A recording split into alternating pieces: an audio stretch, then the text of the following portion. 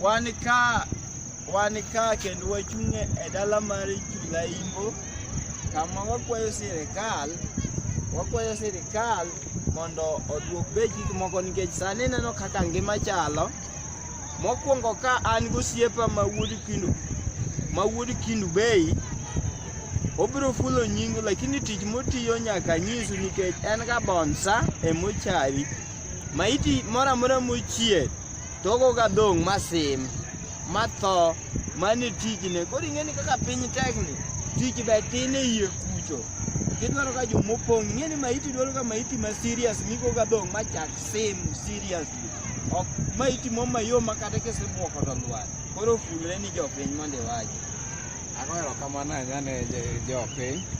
Ang'en kamoro amora mantiere unena kaluwore kod maisha masani. Ndio maiti kelo Mortuary.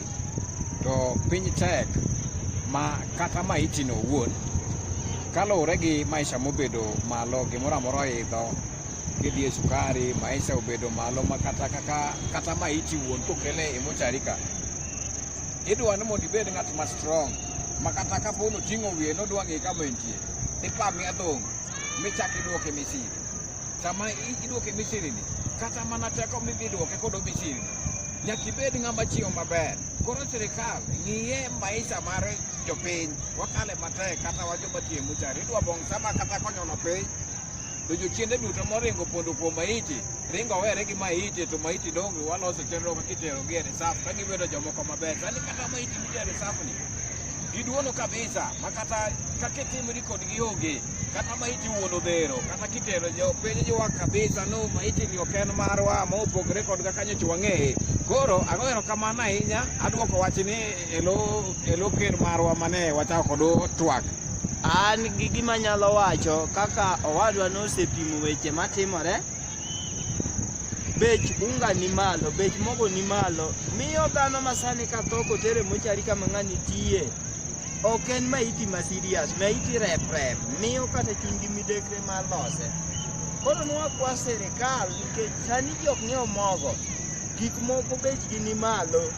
Koro ineno raboyunga moko mipogo osiptal ka, nwanyalo kwayo sirkal mondo okaw mogo opogo nono kaka ipogo raboyunga mondo jopiny one kaka nyalo chiemo giyude dendgi kata joma dongo ji ochiemo mondo ji sani dhano winjo matek.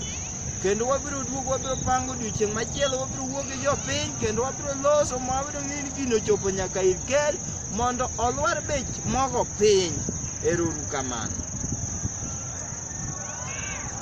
Agoero kamano ahinya ni jatelo mane wan godo to gima tek ma wadwa ni mondo chopo e lwet ker ong'e ni kata joma tho gi endi jomoko samoro lalamika ni midenyo ok dhi kodgi maber, samoro mogo ni malo, maisha obedo ni en ywaruok kutana huku na huku.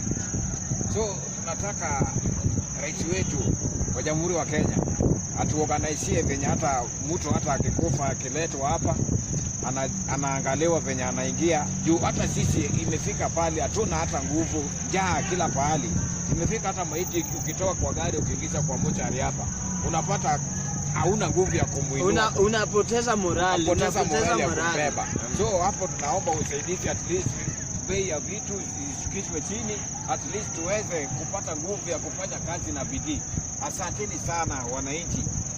Asanteni sana. Mimi sitaongea mengi sana. Asanteni sana.